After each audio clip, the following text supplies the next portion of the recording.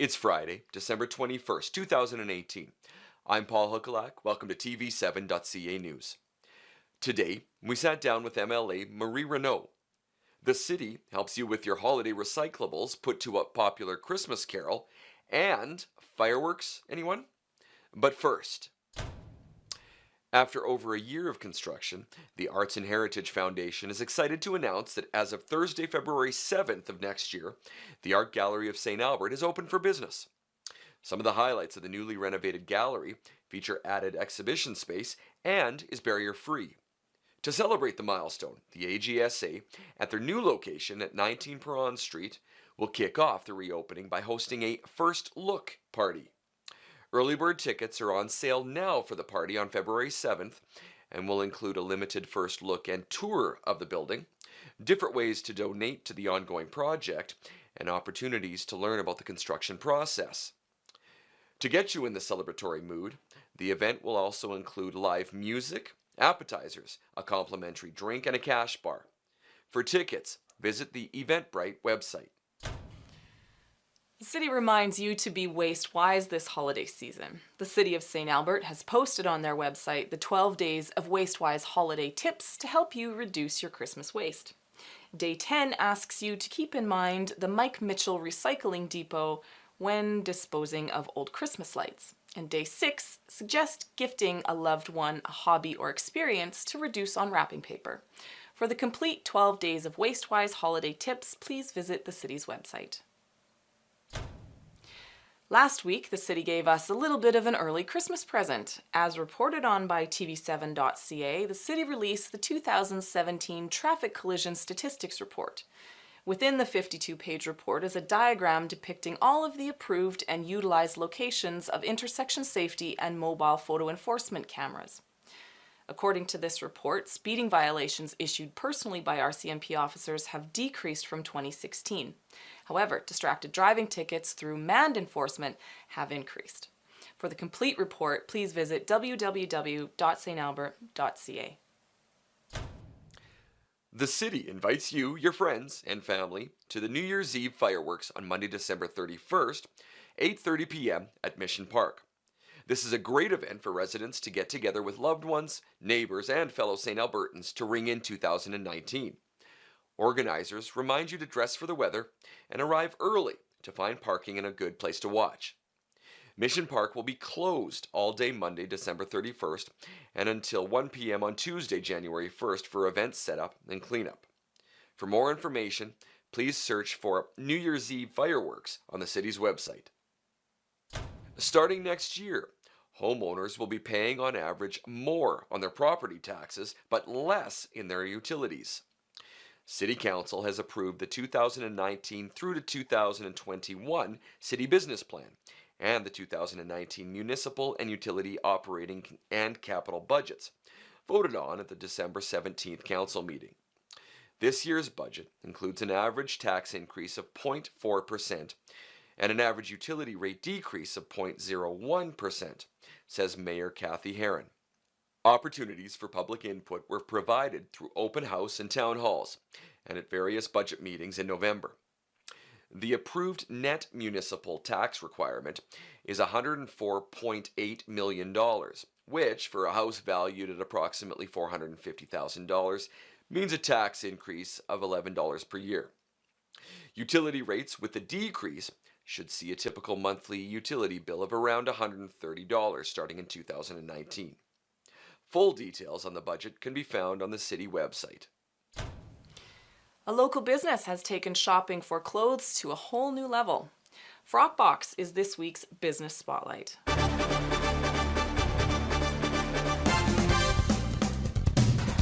Frockbox is a monthly women's clothing subscription. So basically, we pair our subscribers with one of our personal stylists who selects 5 items for them based on their profile, sizes, preferences, likes, dislikes, colors that they like, and we ship it to their doorstep. So basically, we want to provide personal styling that is easy, convenient, and affordable. Included in their bag is a return shipping label. So when they're done trying on the items at home, they can pop them back in the bag, seal it up, and put that return shipping label on. They can drop it off at any mailbox. Something really important to Frockbox is that it's for all women, all shapes, all sizes, all ages. So Frockbox is, we have subscribers who range in age from 12 to 87 right now. So it's really a wide range, and we have clothing that fits size small, extra small even, to 3XL. So regardless of your shape or the struggles that you may have, we really do have something for everybody, and we can help find things that work right for your body. We have new pallets that arrive weekly now. We are the largest shipper in St. Albert, so we're shipping out thousands of packages a week, which we're really proud of. We have subscribers in every province and territory now. And the pallets of clothing that arrive quickly get sent out. We honestly don't see anything for more than a week here. It's kind of crazy, the turnover in product. And so we always say it's like Costco. If you don't get it when it's here, it will be gone.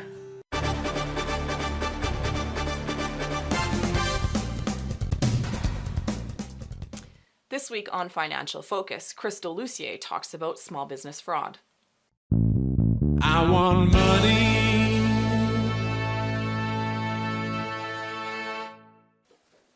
Small business fraud is a big concern for many Canadians. There are ways to protect yourself. The Canadian Federation of Independent Business has indicated in their 2017 results that 1 in 5 small businesses is impacted directly by small business fraud in Canada. The average cost of this fraud for Canadian business is $6,200. That's a big impact, and we want to be able to protect ourselves. There are 5 ways that you can do this. The first and most important is segregation of duties. It's really important to make sure that there are multiple people in your office taking care of your financial information. You don't want the same person that's creating your invoices and putting in your bills to be the person that's writing checks for you. Number 2, make sure that you don't pre-sign checks. All of your checks for any corporate or small business bank should be dual signing authority. Make sure that those checks aren't pre-signed if you're not available for signing. You want to make sure that you've delegated another authority so that 2 people are looking at every invoice or bill that's being paid. Number 3, make sure that you reconcile. You want to make sure that your banks are reconciled and that somebody is doing that after entry check. Once you reconcile your banks, you can easily identify if there are any transactions that haven't been approved or that look suspicious to you. Number 4, make sure that your staff is trained for fraud detection. You want to have extra ears and eyes on the ground to see if there's any suspicious activity in your business. And finally, number 5, make sure that you review your financial statements. Financial statements are prepared every year, and you want to know what that information should include. When you take a look at year-over-year financials, if there are any spikes in difference, somebody should be able to explain that to you.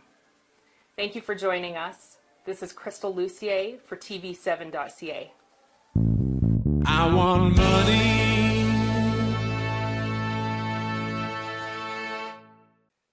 Our very own Lisa Ruffiange sat down and talked to MLA for St. Albert, Marie Renaud, about changes to AISH.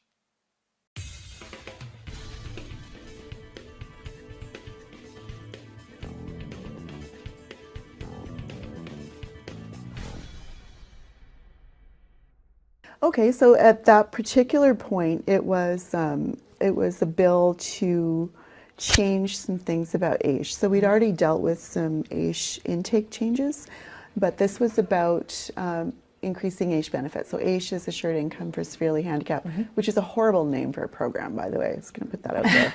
I hope it changes at some point. But what we wanted to do, or what the community has been asking for a very, very long time, was to index AISH. So what that means is when the cost of living goes up, the AISH benefits also go up. And a lot of the federal programs are indexed, but this provincial program was not. Interesting. You'd think that would be a simple common sense as... You'd think. And so this has, for decades, people have been asking for that and nothing. And so what would happen, because we were on this roller coaster, in good times, there would be an increase. Sure. But then you could go 7 years with nothing, and then you would get an increase. And so, sure, it's wonderful to get an increase, but those 7 years leading up to that increase are brutal. And so indexing provides people with some peace of mind that, will keep up. Now, to be honest, people living on AISH are still struggling. It's poverty, right? It's not ideal.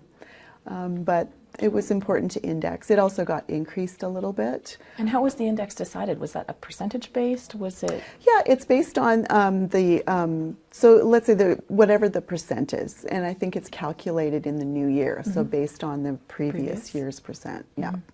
So we did increase it about $100. Now, again, that's not a lot.